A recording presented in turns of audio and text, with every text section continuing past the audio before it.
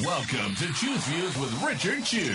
Get ready to dive into a world of insightful conversations and thought-provoking discussions. As progressives, our job is to have an all-inclusive, full-on assault with all of our players. A show that will focus on moving our political, social, economic, gender, and cultural conversation forward. And all of our players means all of our players. It's Choose Views. And now, here's your host, Richard Chew. Good Wednesday morning, progressives, and welcome to the February 26, 2025 edition of Choose Views.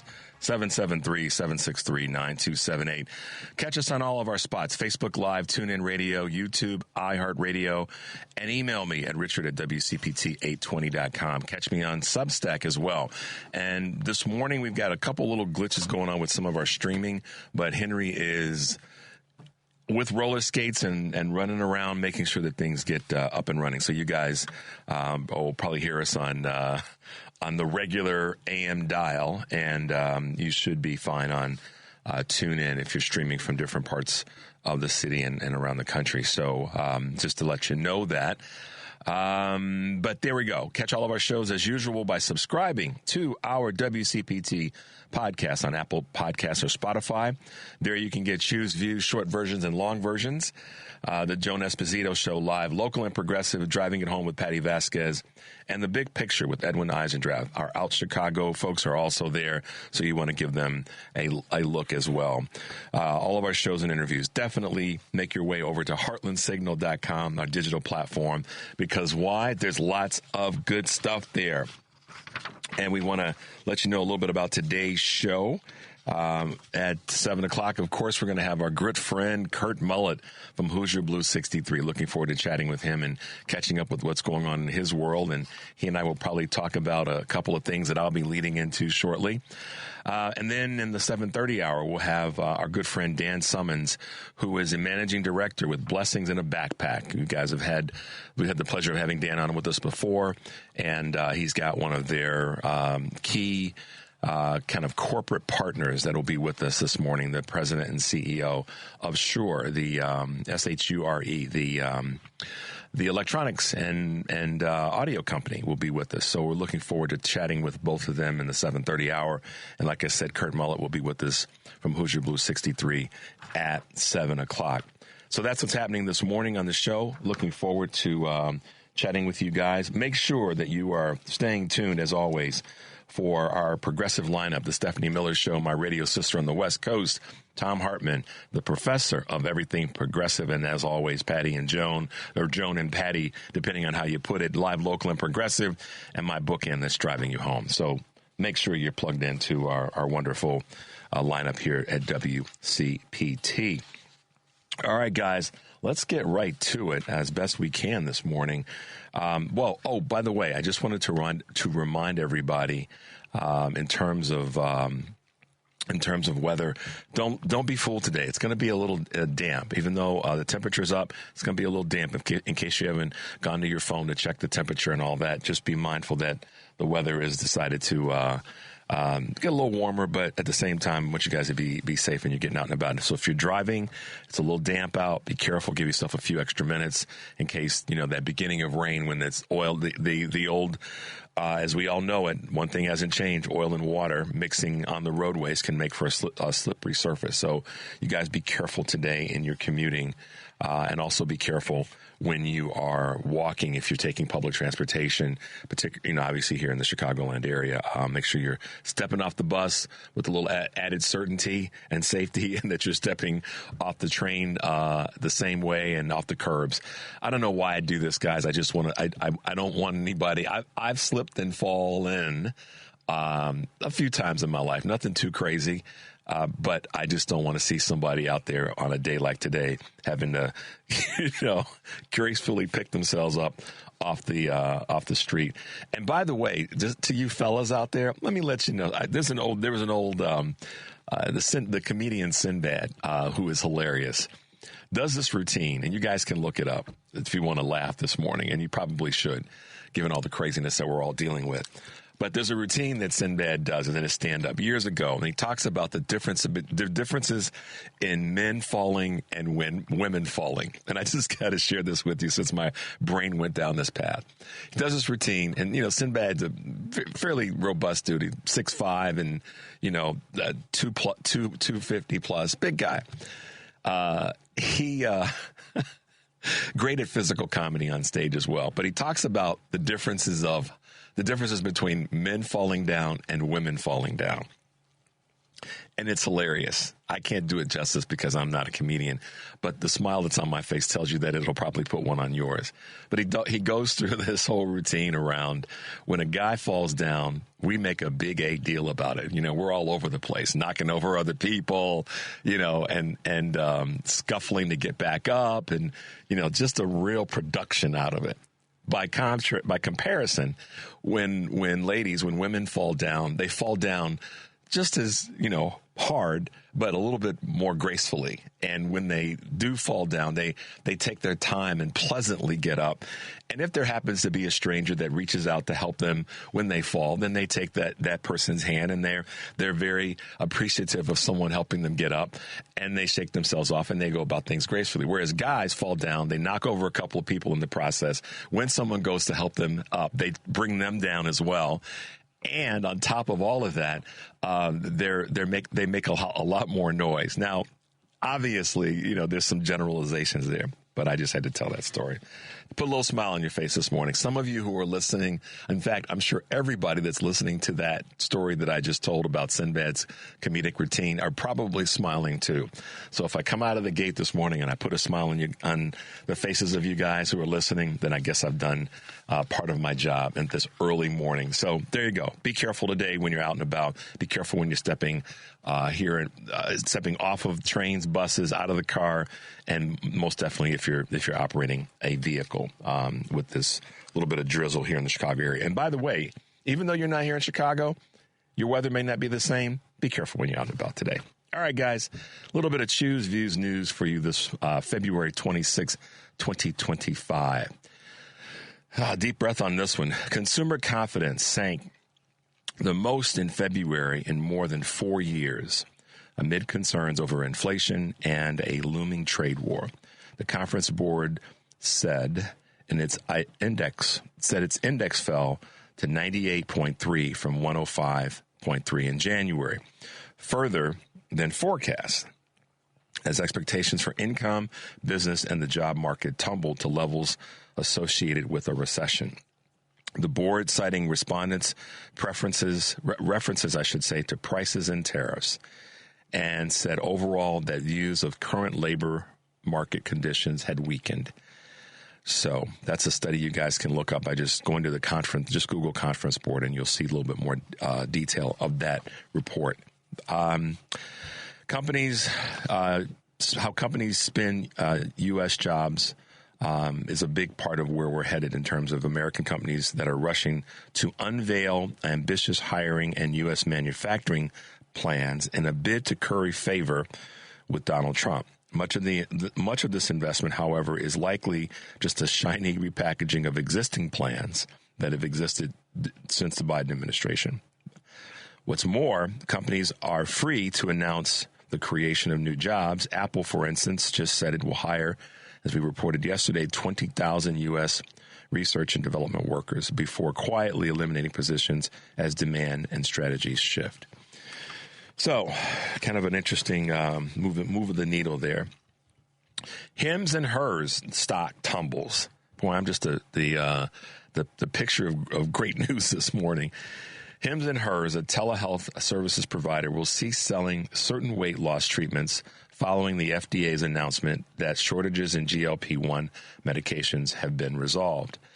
The company will remove copycat doses of the semaglutide, the primary ingredient in Ozempic and Wegovy, though it will continue selling versions that are customized for individual patients. Shares of Hims and Hers tumbled more than 25% yesterday. Lilly to offer a cheaper version of Zepbound. It's expanding its direct-to-consumer offerings of a popular weight loss drug.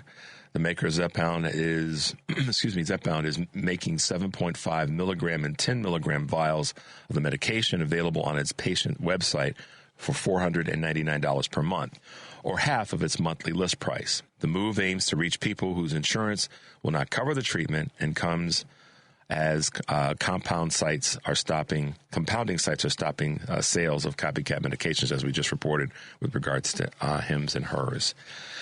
So tightening up the belt there, no pun intended, with both of those companies. Cryptocurrency has seen a downturn, and it's deepening. A downturn in the cryptocurrency prices accelerated yesterday as Bitcoin fell below $90,000 for the first time since November. The sell-off, which also hit other major tokens, include Ether, XRP, and Solana, marks a reversal from the rally that followed the presidential election. While the declines coincide with a broader pullback in risky assets and the recent cyber attack on the crypto exchange Bybit has heightened concerns over the security of digital asset platforms. Yep, that's what a lot of the experts have been saying. Home Depot is finally ending their sales slump. Fourth quarter earnings suggest consumers waiting to renovate their homes may be grudgingly accepting higher interest rates. After 8 quarters of decline, the company posted an increase in same-store sales Tuesday and said it expects them to rise 1% by the end of the year. It underscores the continued uncertainty around when the demand for home improvement projects will recover. Home Depot and its rival Lowe's have struggled in recent years as people defer moving or renovating. There you go, guys. A couple of items from Choose Views News, and one local item that I thought I would mention is the Southwest jet that was attempting to land at Midway Airport nearly collides with a private plane on the runway. You guys saw that. And, of course, the FAA is investigating this particular incident.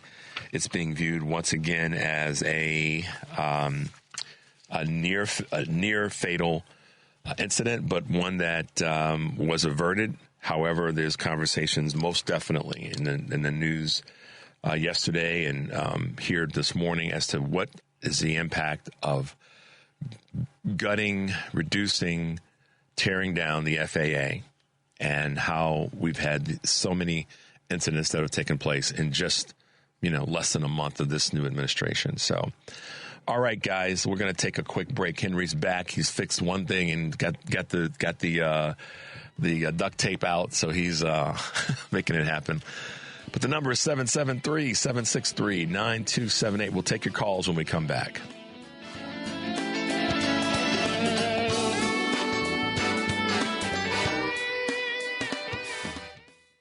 You're listening to Choose Views with Richard Chu on WCPT 820, Chicago's Progressive Talk. Hey, guys, welcome back to Choose Views, 773-763-9278.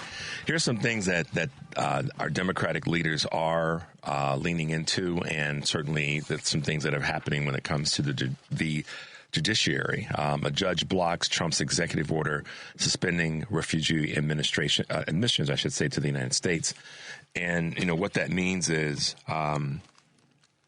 the pause on refugee admissions to the United States, saying that this is a way to try to nullify federal law. And that order was in which Trump instructed the Department of Homeland Security to stop processing refugee admissions.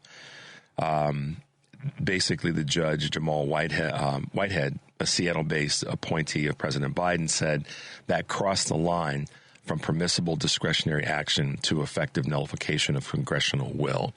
In other words, that's soft language. That's not soft language. It's the legal way. So I apologize, Judge. It wasn't soft language. That's the legal way of saying, hey, dude, you're messing up here. You can't do that. That's breaking. That's crossing the line, obliterating the line, frankly, with an executive order that doesn't permit you to nullify what Congress has already approved and that was signed into law. So that's one of those signposts that we look for, that we hope, that our judicial system does step up and do what's right. And this is a case where it happened. So I wanted to let you guys know that in case you didn't catch that one. And that's an article that I got yesterday. I just wanted to bring you up to speed on that. Some other things that are happening that may make you guys feel good. That there are some experts, and this is an article that I read in Fortune magazine that was reported that what appears to be the beginning of a divide between Trump and Musk, and it starts with something that is, obviously personal to Musk, and that's that Trump feels that Tesla building cars in India is he's going to lean into that and have some issues with it. The India Prime Minister Modi met with Musk, and they had a conversation about him developing in India. However, Trump says that if he builds a factory in India, it's unfair to us, and he feels that it's unfair, to use it's very unfair Trump words. So the point of all this is, of one of the categories, is that Trump and Musk are. If this goes down this path, one, Musk pushes forward to try to build this factory. That's going to put Trump in an interesting crosshair in my read on this. Why? Because he's going to have to explain to U.S. automakers that are here, that are building here, have frankly, the Biden administration worked so hard and the Obama administration worked so hard to make sure that the U.S.-based auto industry was solvent. And a lot of the people that work in those factories are red voters. They may not be necessarily in red states because not a lot of the factories, or some of the factories, are in blue states. And some of the after parts market companies are in blue states. But that's going to be a tough one for him to sell, I believe. And so it's either going to be Musk isn't going to be Musk is not going to do it, or Trump is going to have to swallow what Musk decides to do in this space. And I don't know how that one's going to turn out, but I'd be curious to hear what you guys have to say. And Henry's going to pop open our lines. Yeah. Lines are open, by the way, guys. So this is and the sign that this is something that to pay attention to is that Tesla sales have dropped nearly 60% in Germany alone. So, and there are other countries that are putting huge tariffs on Tesla vehicles. So there's something happening there. And the other thing that's going on with regard to the, I guess you could say, the optics of Trump and other divides is that the Murdoch empire seems to be having some serious cracks in it in terms of what the old man wants to see happen. And this is like straight out of that TV show. What is it? Succession? Yeah. Where there's some grumblings and rumblings inside of the Murdoch empire. And part of it goes back to the big fine that they had to pay, $750 million, and how that's now starting to have some impact internally on the company's, believe it or not, succession.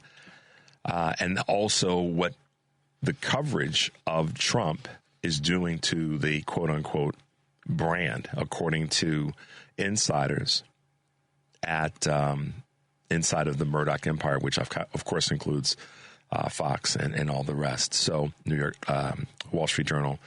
So interesting. Just some, I won't call those necessarily bright spots, but certainly some things to feel good about as it relates to Trump and his minions. All right, another thing that I thought I'd put out for you guys to pay attention to, and we'll definitely keep you aware of this, and that is how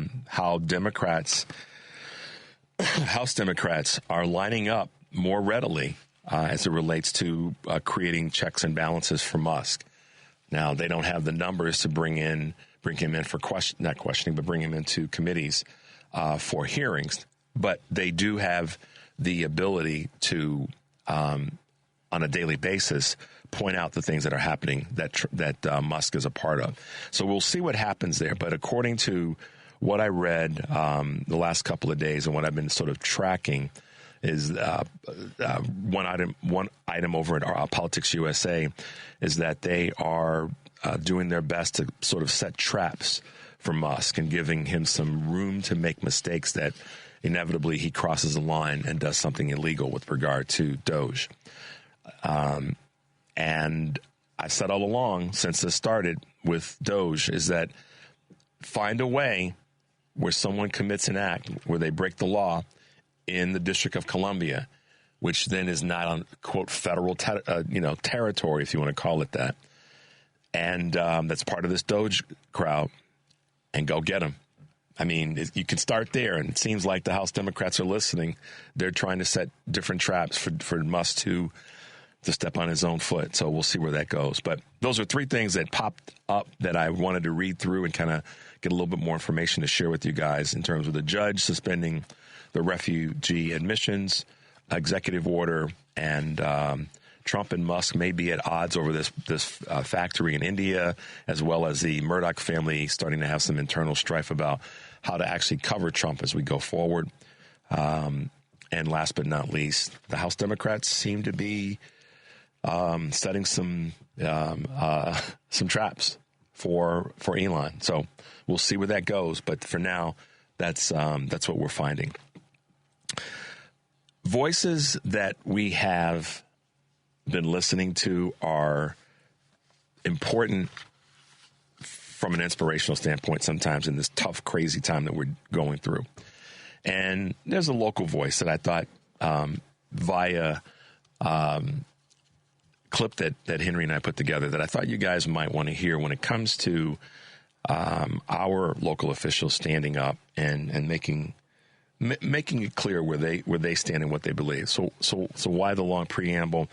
Mayor Johnson had something to say that I think you guys need to hear when it comes to what this conversation, what's not being exposed about the in and around this conversation around immigration and deporting folks and how reckless some of the Republicans have been. So we have a clip from Mayor Johnson that we're going to play real quickly before we go to this break.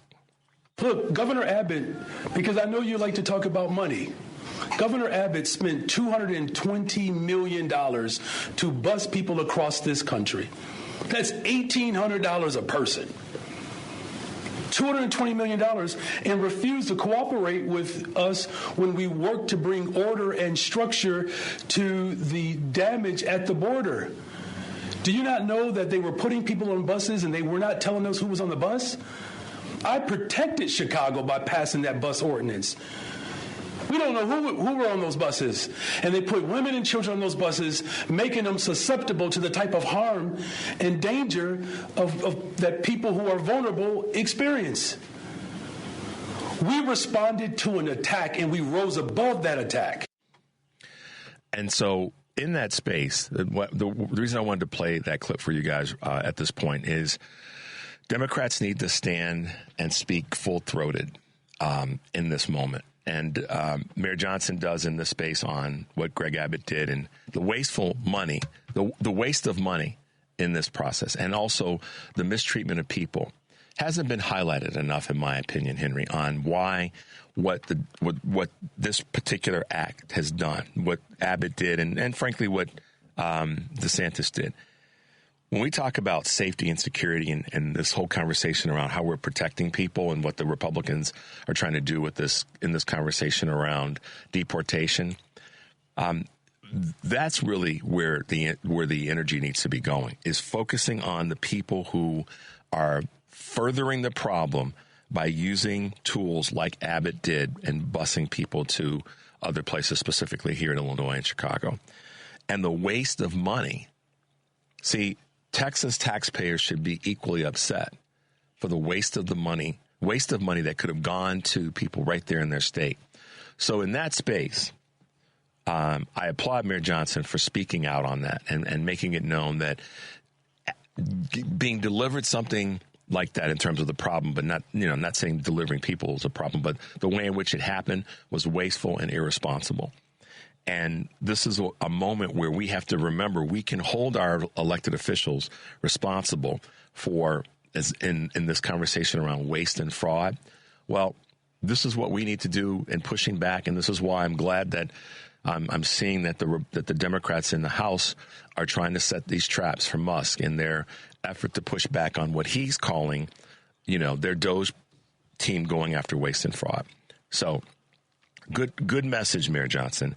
More Democrats need to have that message and speak loudly to what it is that's actually wasteful and fraudulent with regard to our budgets, both local, regional, national, certainly the federal budget. So, all right, guys, we'll take a quick break. When we come back, we're going to chat about something that I've been just kind of letting it go through its motions the last couple of days. The number is 773-763-9278. This is Choose Views, and we'll be right back.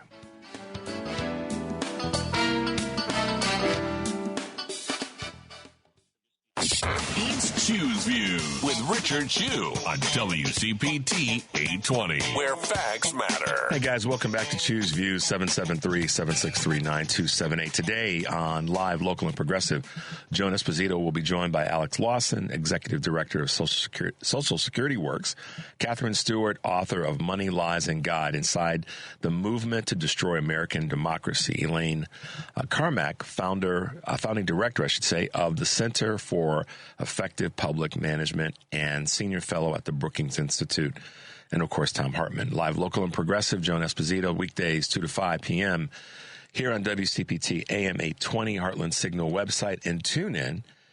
And, of course, tonight from 5 to 7, Patty Vasquez will be driving it home with 40th Ward Committeewoman Maggie O'Keefe, Lou Ness, write-in candidate for Woodstock City Council, and car guy Tom Appel, host of the Consumer Guide Car Stuff podcast. Driving it home with Patty Vasquez, weekdays 5 to 7 p.m.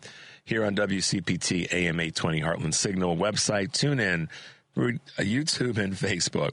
Tomorrow on our show, we'll be joined by Brian Lemecq, Executive Director of Defend the Vote, talking about the SAVE Act, and Elliot Richardson, President and co-founder of the Small Business Advocacy Council. So make sure to check out our podcast over at heartlandsignal.com, where you can get the short version and the long version, I call it, but the Choose Views featured interviews. You can find all the most recent and full episodes at our heartlandsignal.com website. So check us out. All right, guys. So obviously we all have been hearing and have heard over the past couple of days of the changes that have taken place at MSNBC.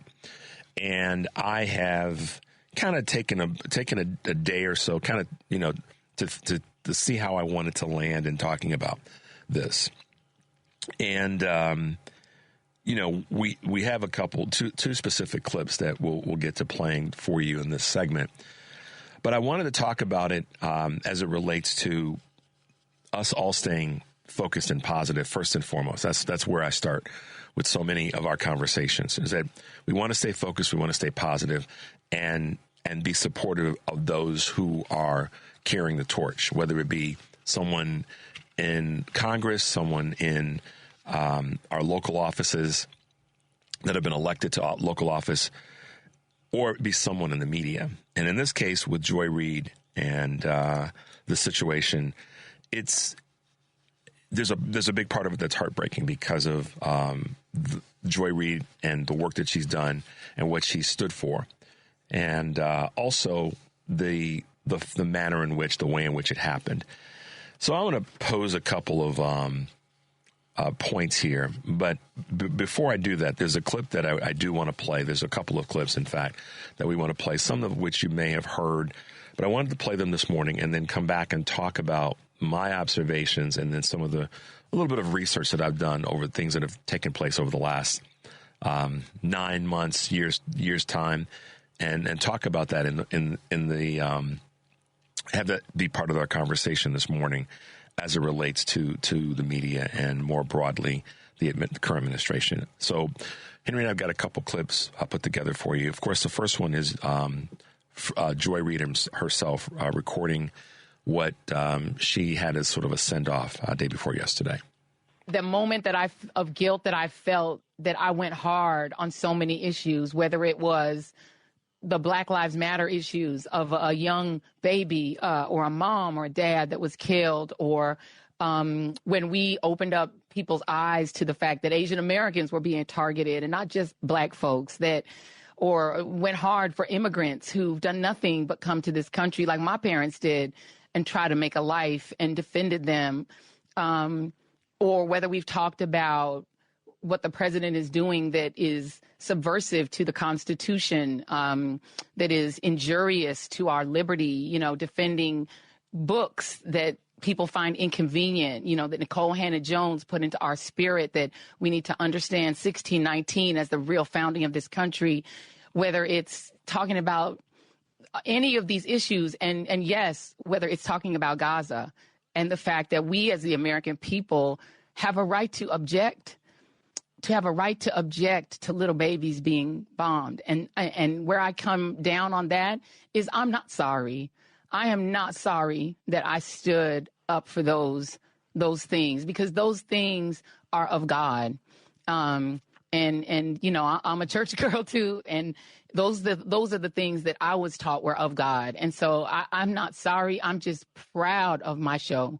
I'm proud of my little team, the little team that could. I told them today they were the Avengers. They were this little diverse team who we constructed deliberately to represent every type of person in this country, every religion, every faith, every race, every region, every sensibility, every sexual orientation. We said we were intentional. I was very intentional in building my team, inspired by the great Melissa Harris Perry, my dear sister Melissa Harris Perry, from whom I inherited television, okay, who gave me, with her grace, the opportunity to host in her sacred hour on the weekends, and let me open the door to a Tiffany Cross. Let me open the door to Black people who were not typically on TV, to a Tracy who started as my producer and then got nominated for an Oscar because she's so brilliant. Let me open the doors to Black people to talk about economics and science and not just Black pain. I am not sorry.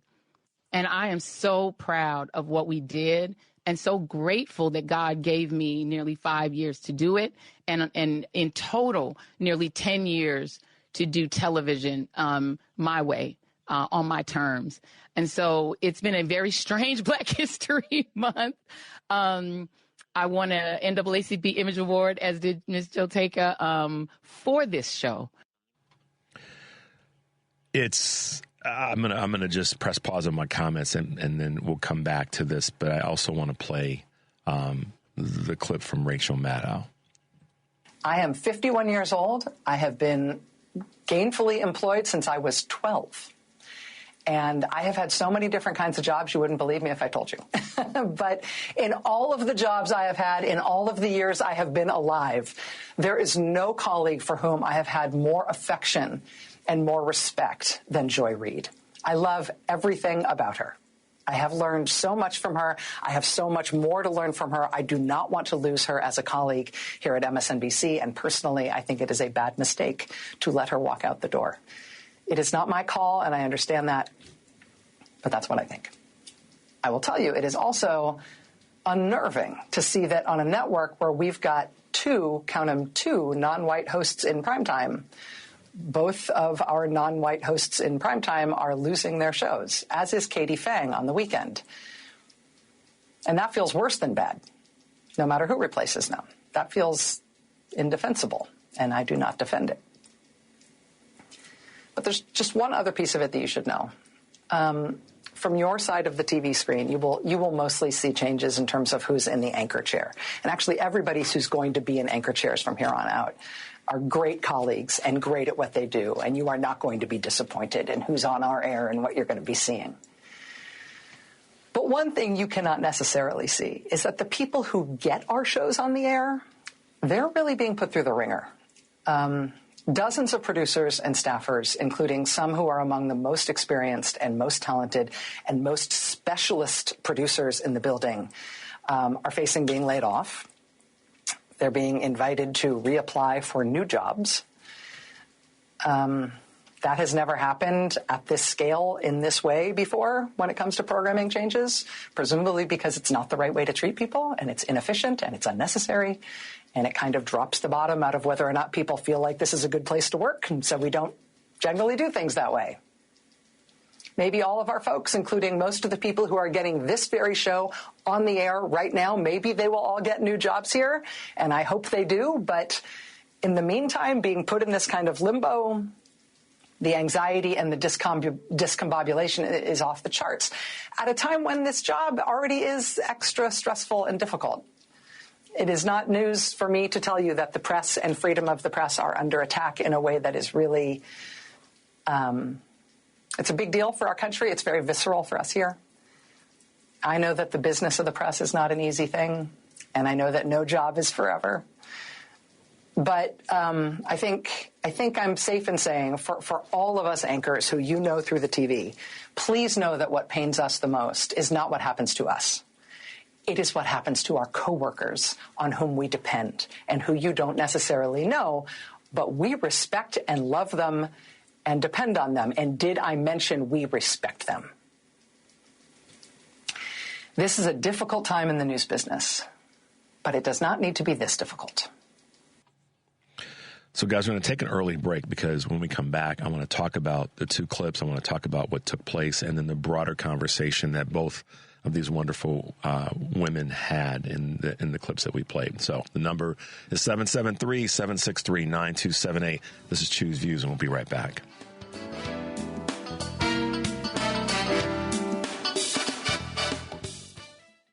Welcome back to Choose Views with Richard Chu on WCPT 820, Chicago's Progressive Talk. Hey, guys, welcome back to Choose Views, 773-763-9278. Now, we're going to end the show on a positive note today because we're going to have the folks from Blessings in a Backpack. Dan Summers will be with us. So we'll end the show talking about something that a great local group is doing, and that has national impact because of their national affiliates. But for now, I'm going to dig in on this conversation around Joy Reid and MSNBC. MSNBC has been one of collectively our favorites in the progressive conversation for a long time. And we've seen changes at MSNBC that pain a lot of us. We know that. There's no getting away from that. In the leadership and in the folks on air and when they're on air at certain times and what shows they have. So the things that I want to talk about and the way that I want to talk about them will come from a position that is personal to me, but a more broad approach. But also, what do we do? So I took some time to kind of put together some thoughts and notes regarding this and also pull some information. This is not being well received by folks in the media in general. And there's a number of articles that I pulled up that speak to that. But what I want to really ask is this question: how much of this is Trump driven? And is it really about ratings? And I would position that it's not about ratings and that a lot of it's Trump driven or Trump-esque driven. So what am I trying to say? Well, Joy talked about the fact that there were such a number of great stories that she was able to cover and a number of great people that she was able to work with. And Rachel touched on it briefly as well in terms of the number of people of color who have been affected by the work that actually they both have done. But when you look at what's happened, Joy Reid, most recently, Don Lemon a couple of years ago with CNN, and many others. The list of folks that have had their shows either canceled or redirected and positioned in time slots that have, in many cases, it's a slippery slope because it puts this broadcaster in a position where their shows will probably not succeed because it's just not eyeball time. Now, there are people out there who may hear this and say, yeah, but Richard, ratings drive. And I get that. I know that. Ratings drive the decisions, and if the ratings aren't there, then they've got to make a business decision. Okay. Let's say that that's true. Then the irony is that it's saying that that the ratings for the people who are in these particular shows, just ironically, I'm just curious. Why is it that an African-American woman, a Latino man, an Asian woman, an Arab man, an Asian woman, an African-American gay man have all had their shows either canceled or repositioned? I refuse to accept, and it's not a question of me being stubborn, that those folks just happen to have the worst ratings or the ratings that would allow MSNBC or put MSNBC in a position to say we're gonna reposition your show, we're gonna let you go. And same thing with Don Lemon. Don Lemon's show was doing particularly well. But what happens is, and this is a fact, this is not my opinion and it is not anecdotal. When a person of color or a woman of color speaks truth to power, this is the risk that is inherently riding along with that. And I can cite you a number of instances. Joy just did it herself, and I applaud her for the way in which she presented that. She is not in any position where she needs to apologize, but be proud of the fact that she took on tough issues that happen to have a racial and or racist tinge to them. George Floyd particularly, and many others that Joy leaned into as a journalist she should have and did. Katie Fang, same thing. Asian American woman leans in hard on issues that impact all of our communities, but particularly those that have impacted communities of color and specifically the Asian community. One of the early voices when Trump was referring to COVID as the Kung flu. Y'all remember that? Talking about someone that should have been canceled and should be permanently canceled politically. I'll keep moving. Ayman Al-Madeen, Arab American man, speaks truth to power. And what happens? Alex Wagner, speaking truth to power. What happened? Jonathan Capehart, speaking truth to power. These are all, in my estimation, extremely qualified, thought-provoking journalists and anchors. So why fire and or reassign them? It's because of the network's fear against this dictator, this dictatorial administration. Let's just call it as it is, guys. Mika and Joe have their shows, and their ratings plummeted after they went and kissed the ring. They plummeted. They plummeted. They still have their shows. Katie Tur just got an additional hour. And there's a lot of people that stopped watching her show a long time ago. But what is it that Mika and Joe and Katie Tur have somewhat in common? To use a phrase that, came from David Jolly, they went to Mar-a-Lago. No, I don't know if Katie Tur did, but Mika and Joe did. Katie Tur has, going back to her Corey Lewandowski days, is still kind of in the pocket of Donald Trump. And all you have to do is look at the coverage. Michael Steele called her out live, called out the network and journalists in general live, leading up to the election about part of the problem with the with ratings and coverage is in our laps. And she took offense to it because he called her out and she didn't like it, but he was telling the truth. So, am I saying that this is racist or racist-esque or the neighborhood of racism? I'm not going to say that. I'm going to say that there's racism that's part of this conversation. Do I know and have, a factual basis that Rebecca Cutler, who is the new president at MSNBC, is a racist? By the way, she's not African American, Asian, Arab American, she's not any of those groups. You can figure out and look her up. But do I know if she's racist or not, Henry? No, I don't know. I have no idea. But I do know that the actions that have been taken by the leaders at MSNBC, and particularly most recently with Joy Reid, have been orchestrated by people that don't look like the folks that caught the ire. Now, someone could come back and say, yeah, but Richard, the ratings were really bad on all those shows. And, you know, they had to make a business decision, dude. And a lot of people could come back and say that. And if you want to go even deeper into this conversation, you could say, because I've thought about this, because I like to think about this broadly, is this saying that audiences of mainstream media don't want to see folks of color? Is it that? But if it's so this is where America gets tested, but sometimes is afraid to stand up to the test. If that is why the ratings are down, and that's really what speaks to racism, and you may not even realize it. If that is the reason, if the ratings are down and people don't want to, because we know the work that they have done, Henry, has been phenomenal, award-winning,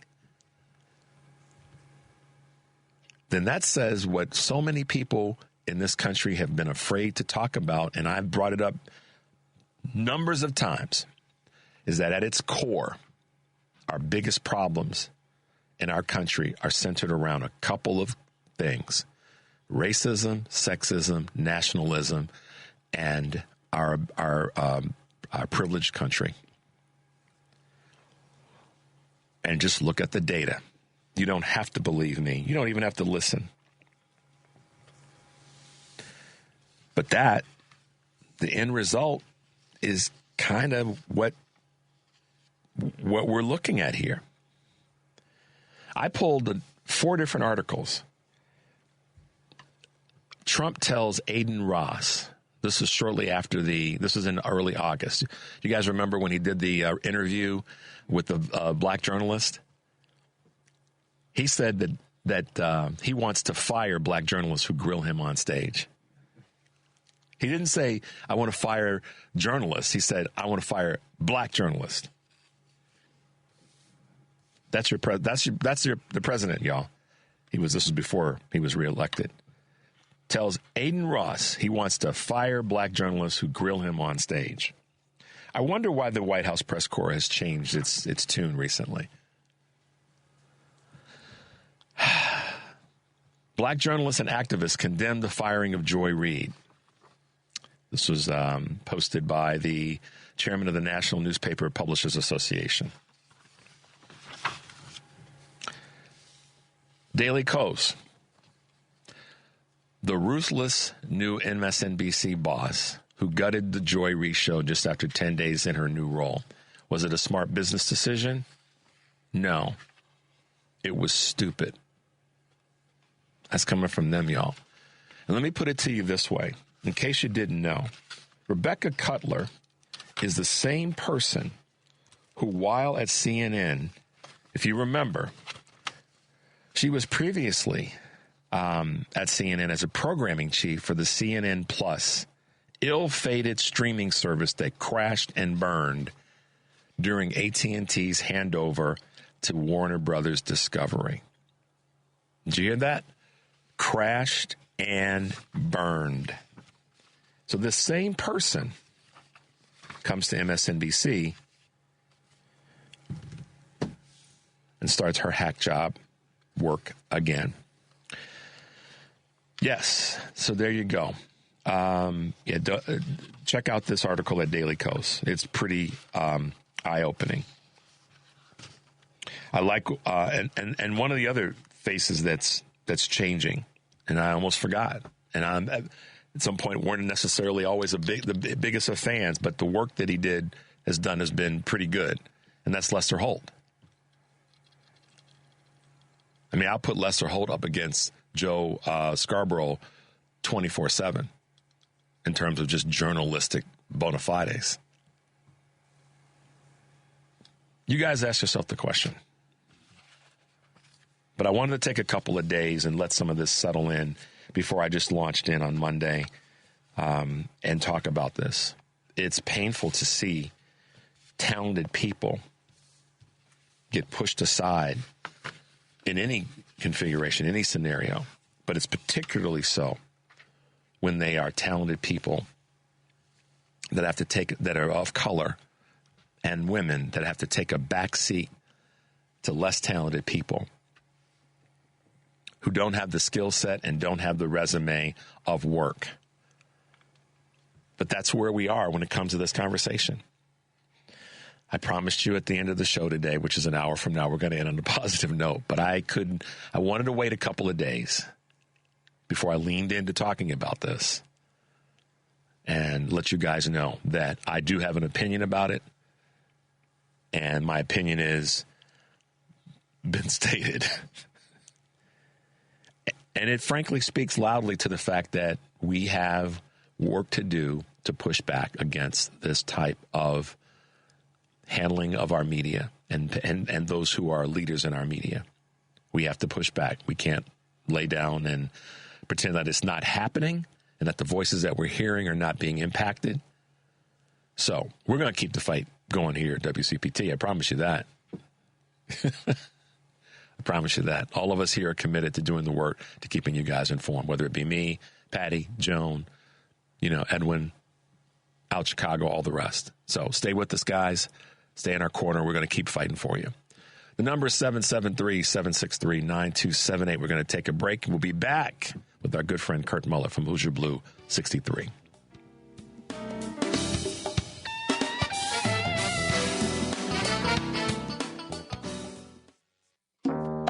Welcome back to Chew's Views with Richard Chew on WCPT 820 AM, where facts matter. Take it away, Richard. Hey, guys. Welcome back to Chew's Views, 773-763-9278. It's 7 o'clock, and as you know, it's time for a couple of reports of what's happening over at our Heartland Signal digital platform. Articles and posts. How about this? Heartland Signal on X. CNN, close to 1 million federal workers. Did you know this? Live in red states that voted for Trump in the last election. How about that? And they're not all in Washington, D.C., as I said last week, that 83% of federal workers are outside of the D.C. metropolitan area.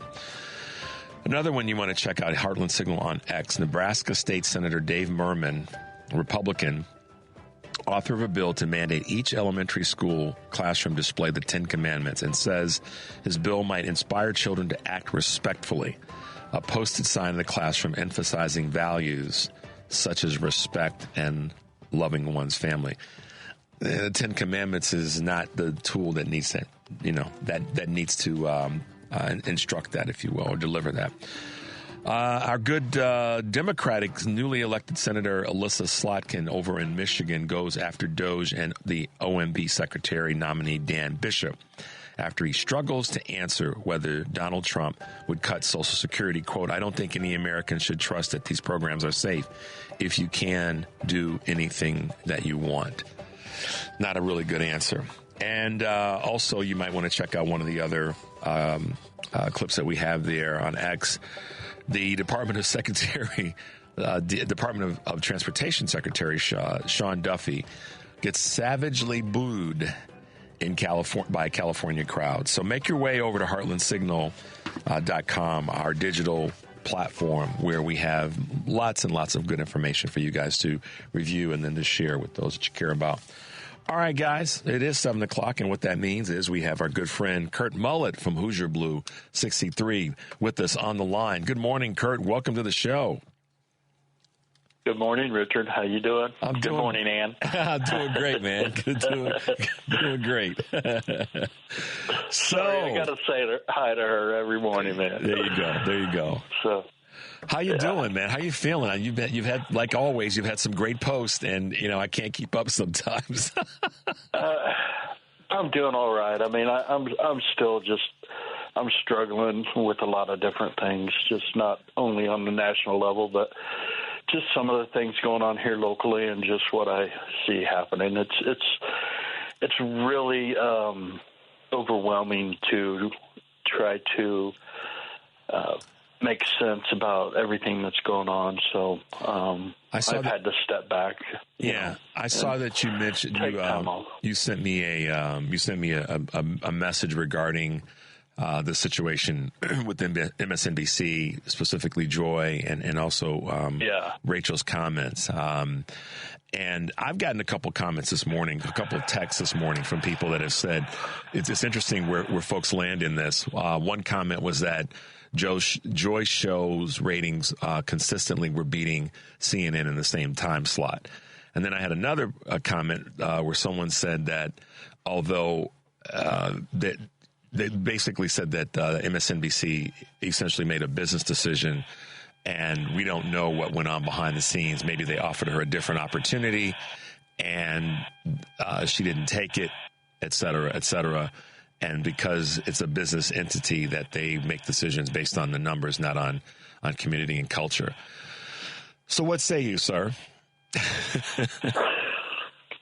Jeez. Well, that last comment you just read, come on. I know you can't come right out and say certain things because, you just can't. You have to refrain from it. But I can. I mean, this is racial motivated, period. That's what this is. That's what's happening in our country. That's what is the struggle that I'm having and so many people are having. I mean, let's just take a look what happened with General Brown and Admiral Franchetti, okay? Mm-hmm. The dude got put in charge is from Fox. He's a Fox News reporter, okay? He has white supremacy tattoo on his chest, okay? A white supremacist tattoo. Are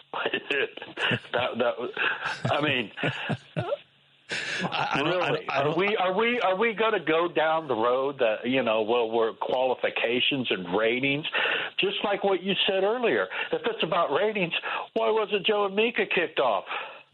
Yeah. I mean, especially when you line that up with the fact that Donald Trump said to the one journalist that he wants to fire all black journalists that challenge him or question him on stage. I think that's not a racial statement, is it? Yeah, I mean that broadens itself out to a conversation around how does the administration, or where does the administration play in this? And I think the question that I want people to ask, I get that it's a business. I understand that. Believe me, I fully understand that it's a business. I'm just trying to figure out why that same response or conversation point isn't landing where there are shows who have lesser ratings. If it's about business, whether you like Joy's show or not, or like Joe and Mika's show or not, or any of the others, you can just list them all. It's about business, and I'm the new boss, and I don't like black journalists, so you're gone. And that's the way it is.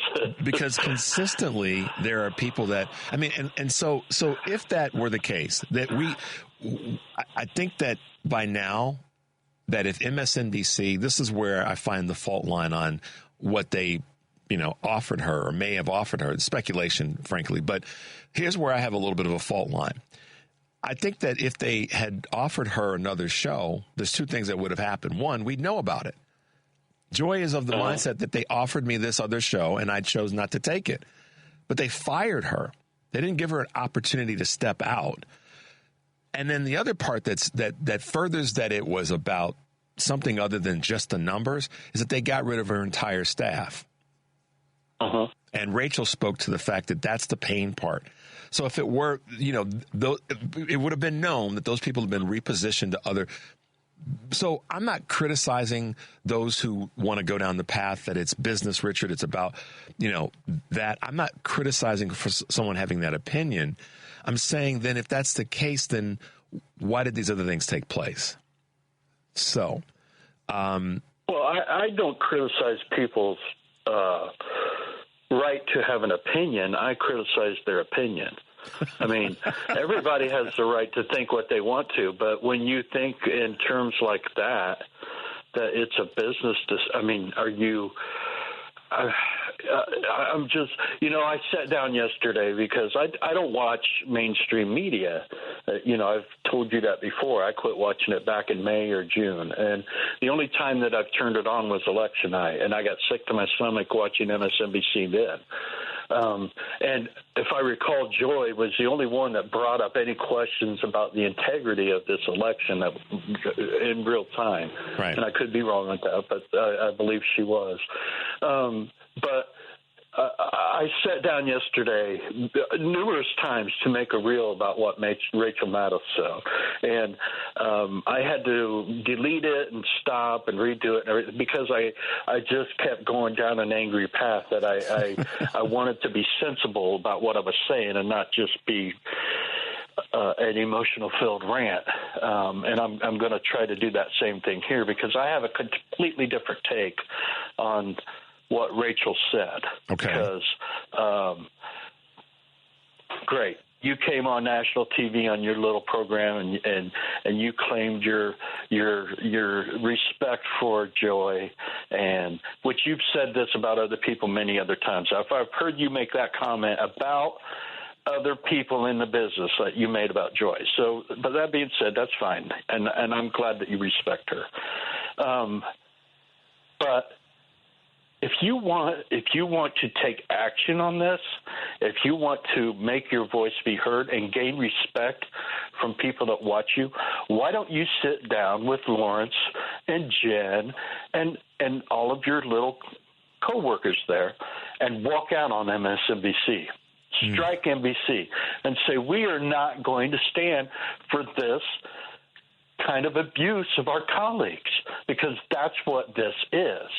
No, instead, you come on TV and you put on a production of how, and I understand a lot of people respect Rachel, and she has on many times been a good voice for the Democratic Party. But I look at Rachel, and Richard, I could be wrong at this, but this is just how this, old dude from Middle Indiana feels about this. White guy, okay? Rachel Maddow is the exact person that Malcolm X was talking about, okay? And I'm not, I can't, I don't know if I'm getting this correct, but I believe Malcolm said, you always know who the wolves are because they showed their teeth. It's the foxes that you have to be aware of. Mm-hmm. Rachel Maddow and all of these people are foxes, okay? That's who they are. They are sly in their approach and what they say. Their convictions fall short of what they actually are saying. Because truly, if you felt that passionate about the firing of Joy Reid, you would not continue your employment there. Are you afraid of losing your income? I'm sure you are. What do you think Joy's faced with right now? What do you think about the tens of thousands of federal employees across this nation that have lost their income right now?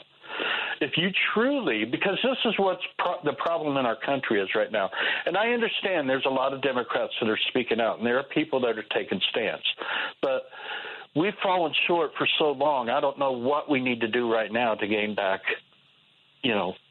our positions or our power at all. But most of it's all talk.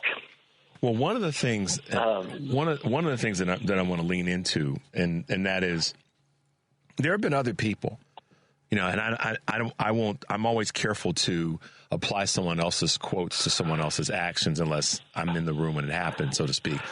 And right. What Malcolm always talked about. Beware of the people who you think are your allies that end up by their inaction. And Dr. King spoke about this as well when he spoke about ministers who were quiet during this the height and heat of the civil rights movement. He knew who the people were that were coming after him. It was the ones that weren't doing anything that he was most concerned about. So Malcolm, Brother Malcolm and Dr. King both had their way of articulating that, to be aware of that. Now, to that end, I don't know what's in Rachel's heart. I don't know what's in Lawrence's heart. I don't know what's in Stephanie Rule's heart. But what I do know is that other people have said similar things like you just said. If they're truly committed to this, and if that's what they truly believe. Now, I get we all know there's an economic component to these decisions, but there have been other people. There have been other people, not just you, that have said that words are great, but when are you going to walk out? When are you going to shut it down? And I think that there's a further conversation to be had. But here's the thing that I believe is part of the sauce. And I think that this deserves as much conversation as we can put into it. I believe, and I've said this for a long time, since the change of ownership and leadership at both CNN and at MSNBC, that one of the things that they're trying to do, because they brought in hatchet people, because ultimately this is part of what I've believed for a long time is a strategy to have the media be complicit to a singular message that's dictated by corporate interest. And so that's one of the reasons why I think that even though Rachel's way of positioning this may not be as sweet in its reception by a lot of people and others, and walking out may be a stronger statement from her and from others, I do believe that some of what's going on here and some of their positioning, Kurt, is because they see they're inside and they see and hear what's going on in the hallways. This is I guess this is the way I'll kind of button this up. And they're staying because they know that if they leave, that there will be an even bigger void filled by even worse players. I don't know this, Kurt, but I think that that's part of what they're seeing. And that's how I assess it. So I give Rachel the space to say what she said, but I also recognize that there are others who have said much of what you said, that they should, if that's what they really believe and what's in their hearts, which we don't really know, then they should walk out collectively.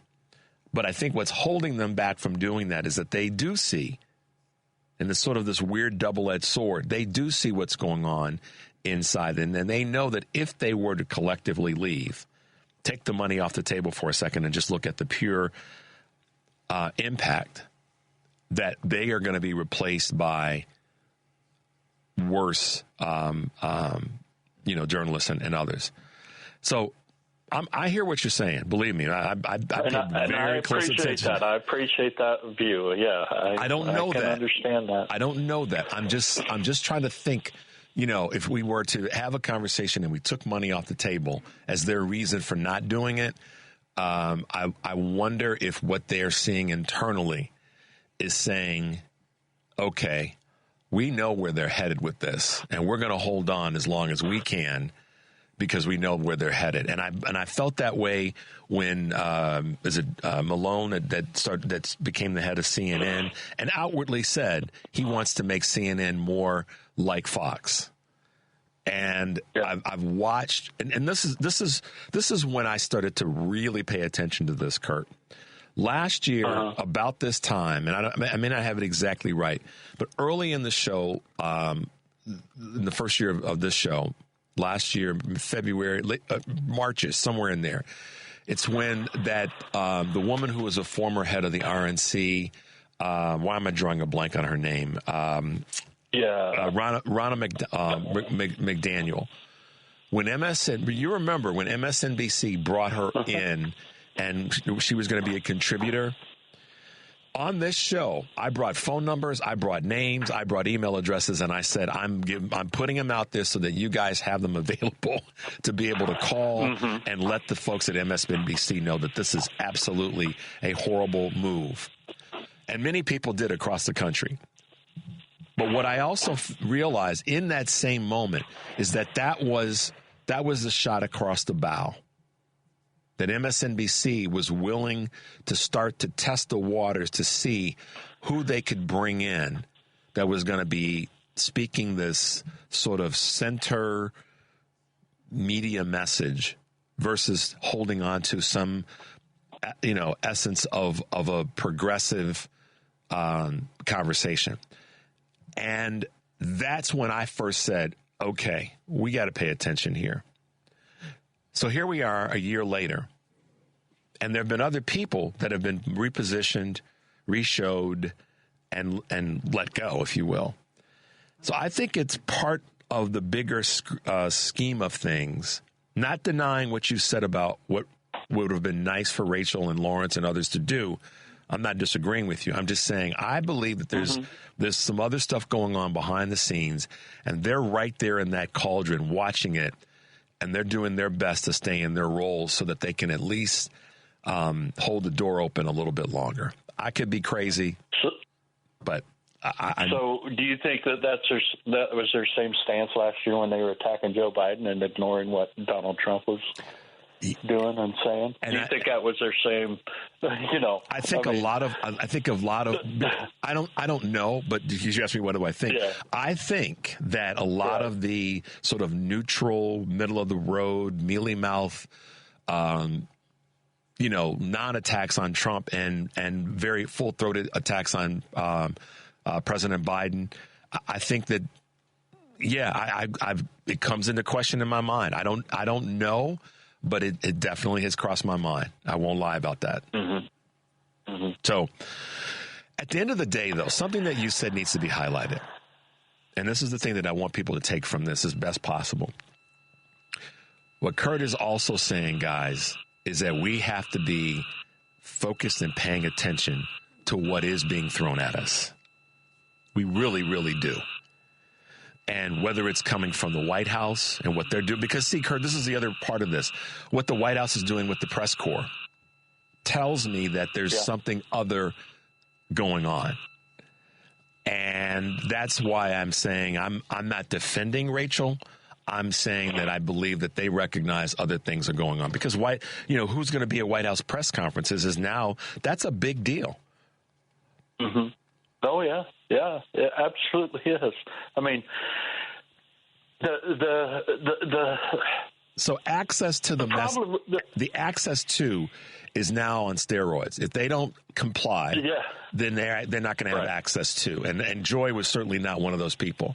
They're trying to confuse the public. You've talked about this on many occasions, and we've talked about this. There's so much of statistical information being thrown out to people that people are not understanding the bottom line. The bottom line agenda that's going on here, and it's Project 2025, and the radical takeover of our government by white supremacists in this country. That's it. Everything else falls into that funnel and goes right down into that cup, okay? Yeah. Everything. So all of the noise and everything that's being created, people are getting overwhelmed. It's happened to me. And you just get to the point to where you just can't, we can't concentrate on what's going. So I'm trying to get away from all of these just minute details that does it really matter? Just look at this. Any time that you see an executive order being signed or something that's being done by this administration, it all falls back into this one funnel, okay? That's what this is all about. This is about white supremacy. This is about white nationalism. This is a takeover of our democracy, period. And well, I feel like we're in a rowboat going around with one oar. It's like an episode of the Three Stooges. Yeah, it seriously is. I mean,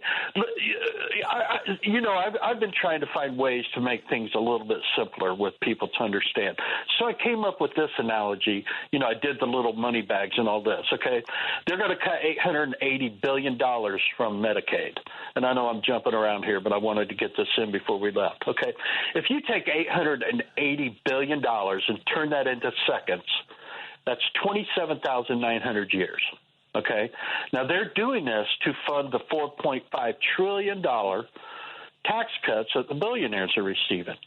If you take $4.5 trillion and turn that into seconds, that's 143,000 years. Mm. Okay. So 880 billion sounds like an enormous amount of money, and it is. But it's 27,900 years compared to 443,000 years. Yeah. People need to simplify things. Yeah. Well, and look what's paying attention and doing some simple math and then layering that over something else oftentimes does put a different light on the subject, and that's a brilliant way to to assess this, Kurt.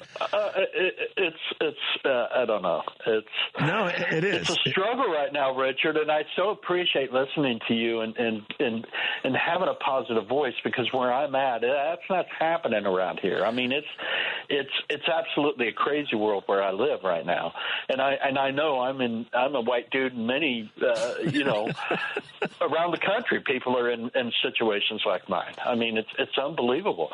So it's nice to have, someone like yourself that I can, because like just getting on, Instagram, I opened Instagram and everybody was posting what Rachel said yesterday, and they were, well, good for you, and yeah. And I was sitting there thinking, wait. I have a different take on this.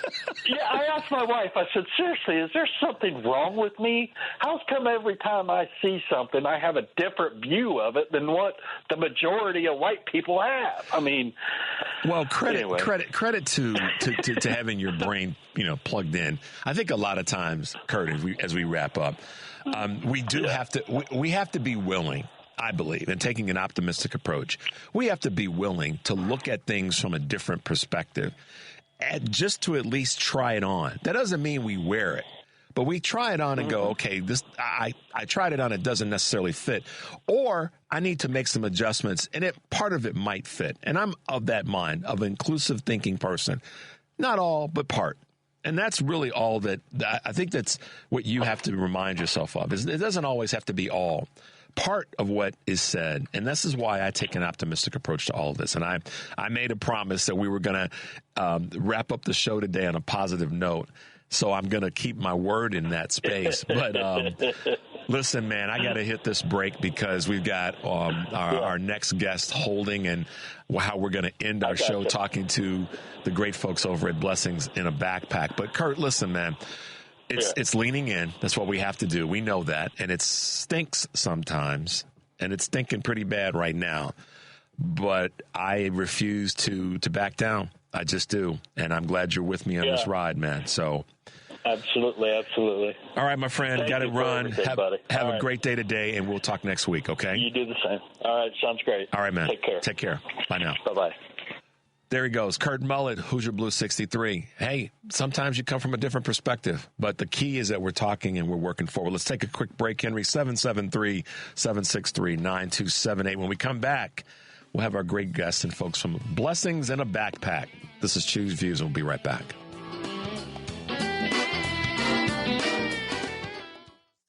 Welcome back to Choose Views with Richard Chew on WCPT 820, Chicago's Progressive Talk. Hey, guys, welcome back to Choose Views, 773-763-9278. I see you guys holding. We will do our best to get to you before we wrap up, so sit tight. But right now we have, once again, the great folks over at Blessings in a Backpack.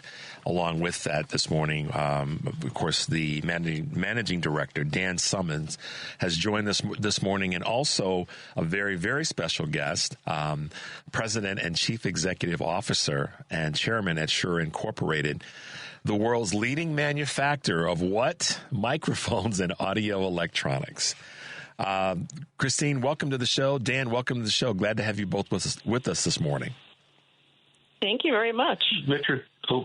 Richard, thanks for having us on again. Absolutely. Well, Dan, first of all, let me do this, and then I'll let Dan do his. Dan Summons, you guys, is the managing director for Blessings in a Backpack. And as you know, Blessings serves 93 schools, boys and girls clubs, after-school programs. The Chicago chapter reaches Kankakee to a 5-county area, Lake County, Indiana. The program is phenomenal, and it is one that, over 1,400 volunteers are part of the program. Dan is the chief bottle washer and ball cap wearer, and changes hats and does all kinds of different things to make sure that this organization is running smoothly here in the Chicago area and the county surrounding, but also as a partner with some of the other team, other groups and other offices throughout the nation. He said to me, Richard, I'd really like to have one of our really solid partners in this effort be on the show to talk a little bit about her involvement. So, Dan, if you could take a moment and introduce our guest, your guest, to the show this morning. Well, thank you. Good morning, Richard. I do just want to say thanks for having us on again. Remind people that Blessings is a national organization. So we're feeding on a typical school Friday. We feed about 95,000 children in 44 different states in the District of Columbia. That's more than 3 million hunger-free, smile-filled weekends nationally. So we're part of a large effort. We're doing a great job in Chicago, and part of that is I have an amazing advisory board that's co-chaired by Christine Scheidink. You mentioned she's the president and CEO of Shure, manufacturer of the best, highest quality microphones and audio equipment. And Christine's got a great leadership of the organization, but also a personal desire to help kids here in our Chicago area. So I just want to welcome Christine. And Christine, if you want to say a couple of words about, how you got involved and the impact that you're seeing and why you've been such a generous and positive supporter. Yeah, absolutely. Thank you, Dan. It came to a phase of my life about 4 years ago or so where entering that empty nester phase and realizing that I had more bandwidth and I really wanted to figure out a way personally and professionally to give back to the community again. Sure stands on some very strong core values, including being a great corporate citizen. So I figured it was my turn to walk the talk. And I did, some networking to try to find some organizations out there. And when I came upon Blessings in a backpack from a current other advisory board member, the appeal to me was kind of what Richard was just saying about you being the roll up the sleeves kind of guy. I didn't want to, just sit on a board to sit on a board. I wanted to be involved with a very active organization and, a little kind of smaller but very mighty organization. And the appeal of trying to figure out how to feed kids over the weekends, I don't think is a problem that people often think about. So when you tell them what the organization does, it's almost like this light bulb goes off above their head. And, the mission appealed to me right away and is in alignment with some of our corporate giving missions as well. So, Christine and Dan, thanks for that introduction. Christine, thank you for being with us. And I've got this big smile on my face because I'm, blessed to be able to have you both on as guests on our show, because we know that the importance of being good corporate citizens is like it's the positive side of a good wildfire. When corporations take on, like you just said, the role of we want to be advisors, we want to be good corporate citizens, it's a significant game changer in how our society in general does better. But I love how you put it. How could you not want to get involved with an organization that wants to make sure that children go home for the weekend not feeling hungry, but feeling nourished? And you yourself, education has been a huge part of your background. Talk to us about what education has meant, Christine, to you personally. Well, part of what we're trying to aim our good deeds toward at Shure is providing access to youth who may not think about, gee, could I have a career in the music and the arts? Could I have a career in STEM fields? There's a lot of myths about, how to get into those fields and what they are. So we have really, because of my past experience and, being a woman in a STEM field 35 years ago, sitting as the only girl in an engineering class, it struck me, and I know what that feels like. And, you question yourself. You don't want to raise your hand. You don't want to stick out. And so that's why, Sure, that's where we aim our funding and our time is towards organizations that help make those connections for youth. And that's how Blessings tied in so nicely, because if a kid is hungry, then everything else doesn't matter. And you can't even start to build that foundation and think about doing well in school and thinking about what the next phase of your life looks like. It's day to day. And that's one of the reasons that, what Dan is doing, and of course the national impact of the organization. I was actually surprised, and I shared this with so many people, Dan, and I didn't know this, that the number of children on a weekend that you serve, but the thing that you said that just kind of blew me away, and I don't often get blown away, and Christine, you probably are aware of this as well, is that there's really not a zip code in the country where there isn't a food shortage or there isn't a food insecurity concern. And Dan, speak to that a little bit, and then how Blessings is leaning into that concern. Sure, thanks. That's right. There's no zip code in America that doesn't have a hungry kid. Here in the Chicago area that, we're kind of responsible for, there are more than 600,000 kids, 600,000, whose parents qualify them for free breakfast and lunch at school. And that means, in real terms, a family of 4 is making less than $29,000 a year. Wow. So if you're in the Chicago area, after you pay your taxes, more than 50% of your take-home pay is going to pay for your rent or your mortgage. So families are really, really stretched. We're really proud we're feeding more than 6,000 kids, but that's 1% of the need. So we know there's great need all over, and this is not a city problem. It's not a suburban problem. 70% of our programs are in Chicago suburbs. 70%. Because today, poverty today, we're feeding kids in places you don't traditionally associate with child hunger. Places like Highland Park and Long Grove and Palatine and Schaumburg and Downers Grove. Here in the city, we're in Lincoln Park and Uptown, well-to-do neighborhoods. So even in places where there's tremendous resources and wealth, there are hungry kids. Christine, what are your relationships like with other leading corporate voices and leading executives when it comes to getting involved and what their corporate mandate or choices are when it comes to these types of organizations? How are you reaching out and using your leverage to get others to see the needs in this space? Yeah, so I definitely try to use my network with people outside of SURE to figure out, frankly, how do other companies do this? So our program has kind of mimicked what other people do. But then I can also leverage the networking to try to find people to spread the word about Blessings. Because like I said earlier, it's a smaller organization. People are unfamiliar with it. But as soon as you give them the story about what happens when a kid goes home on a Friday afternoon, and that's a long span of time between then and Monday morning, it's a great way for people to get involved. And, you see, so many great other corporate programs out there. Many of our board members sponsor packing events at their companies. We, in fact, SURE are having one next Thursday, and that is a way, companies are trying to get creative with how do you get people back into the office again and build that team spirit. Well, we're going to pack something like 3,000 or 4,000 food kits next Thursday afternoon at the company. And my favorite part of those packing events is not just stuffing the food in the bags, but also the cards, the handmade greeting cards that we write notes on to the kids that are stuffed inside of those bags. And I know that Dan has gotten feedback in the past that the children love just not opening the food, but then getting this note in there that gives them a note of positive encouragement that, hey, you're doing great. Somebody loves you. Messages that, maybe they don't hear every day.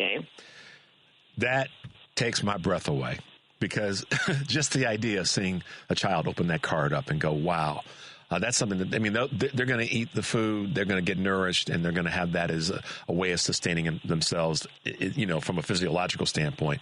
But the emotional connection that's made with the card and the ability for the child to be able to know that someone cares and that took the time to write the card or to complete the card and to put it in an envelope, that means a lot. And children are smart. They recognize that. They understand that someone took the time to do that. So kudos to you, Christine. It's a packing event that's next Thursday, the 6th. Now, is that something that just that just employees of the company participate in, or is that something that Correct. people can volunteer? Yes. Okay. Yes, it's great. We will do it at our company, and like I said, other corporations have done these packing events as well. They proved to be very successful in building the team spirit, getting the word out about Blessings in a Backpack to all employees.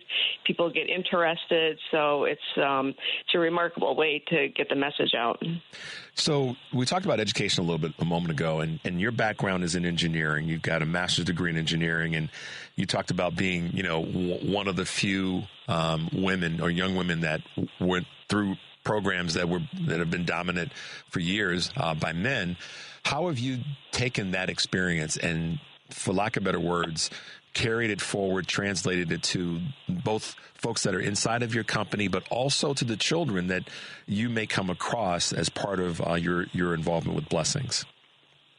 Yeah, so I'm involved with other organizations besides Blessings. I do sit on some boards at my alma maters, and there's a great, effort there to try to figure out how to get, more diversity into engineering fields and other fields that don't see that. And same thing stands true with just inside our company ourselves, the way that we go about recruiting.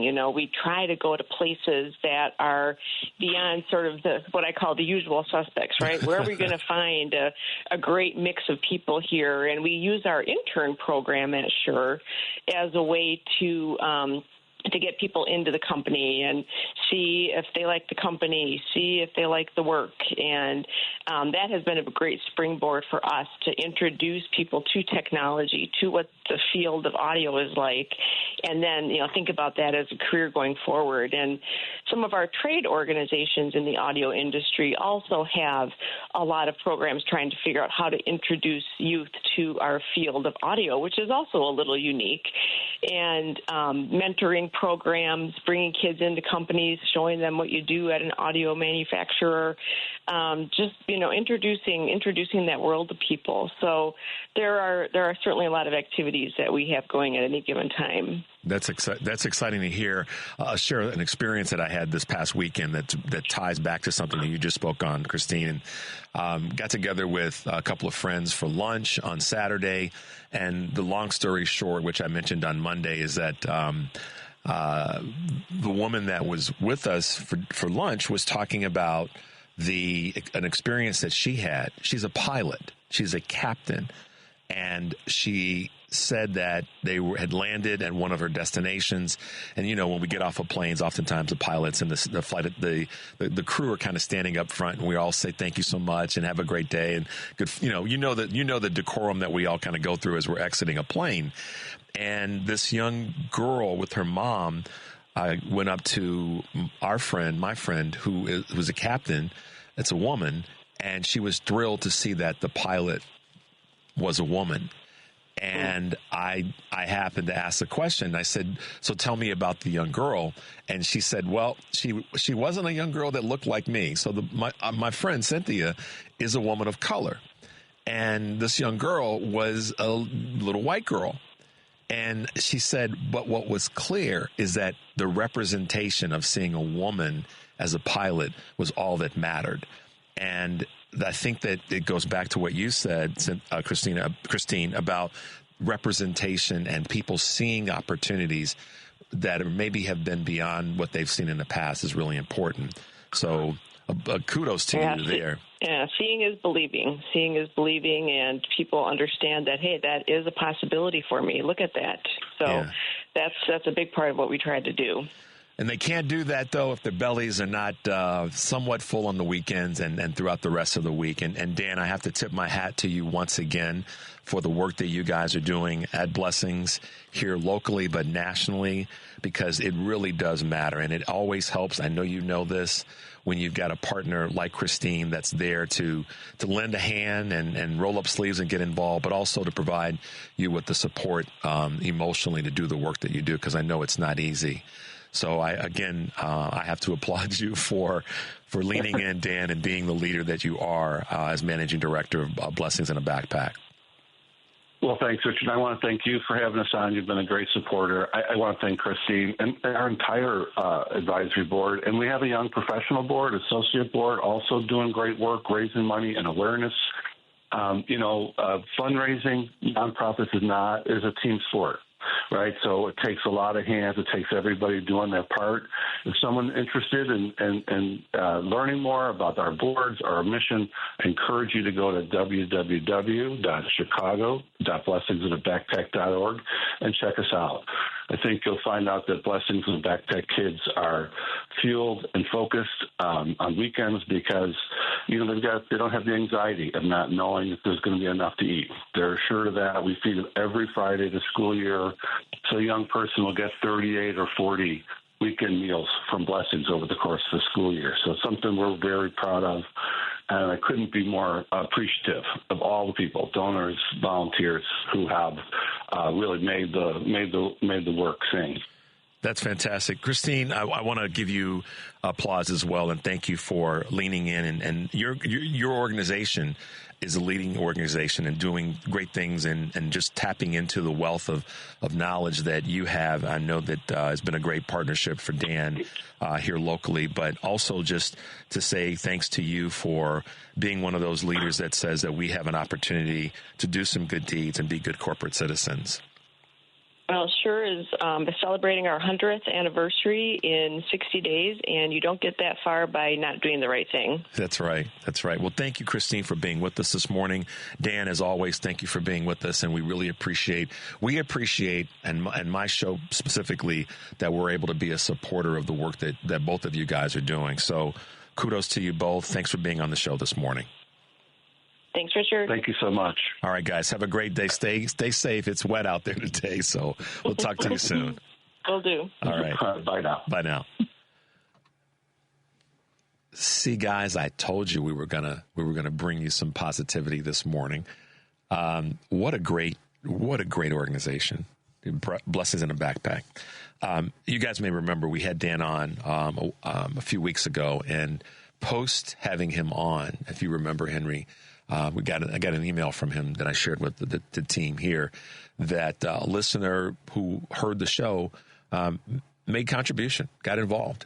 And it doesn't get much better than that. And kudos to Christine for not only her corporate leadership, but also her being involved with the organization. So thanks to both of them.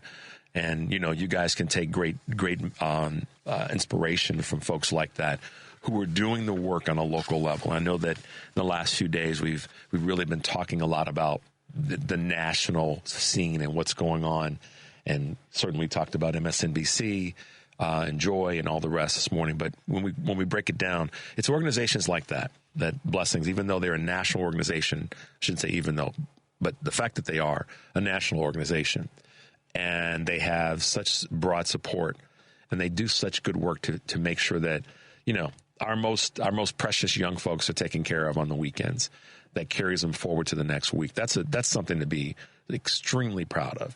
And so it's an honor for me to have Dan on and to know that he, is leaning into making sure that this effort is just continued. So I can't say enough about them. Get involved if you can. You know how to find them. It's a pretty easy website to go to. It's www.chicago.blessingsinAbackpack.org. And just Google Blessings in a Backpack, and it'll take you to all their information. So, and you know what? Give Christine and the folks at Sure a nod. I mean, they need to be given their ups as well for, leaning in. Yeah, they are a corporation, and they got to turn a profit and do their thing. But as she said, it's important for us to be good corporate citizens. So kudos to her. Let's grab a quick call before we wrap up. Let's go to Jennifer. Good morning, Jennifer. Welcome to the show. Hi, Richard. Thanks for taking my call. Absolutely. I just wanted to comment on the situation with Joy. First, I agree, flat out that racism has come into the picture again, because why get rid of somebody that produced your highest ratings and was so knowledgeable, professional, smart, and intuitive? I mean, she's a treasure. But the the comment about the fox. I'm not sure I'm on board with that because, Stephanie Miller once said when people asked her why is she still supporting X, she said, you know what, I'm not supporting them. I'm not happy with them, but I want to be here until something better comes up because I want people to hear what I have to say. And I think that's the same line of thinking that Rachel and Lawrence and the others are using. Not sure about that, but I mean, where else? I don't want to see them jump the ship until there's a better ship. Well, you know what I'm saying? Yeah, and so let me make sure I understood you correctly, and then I'll comment. You said the comment about what did you say? I missed that.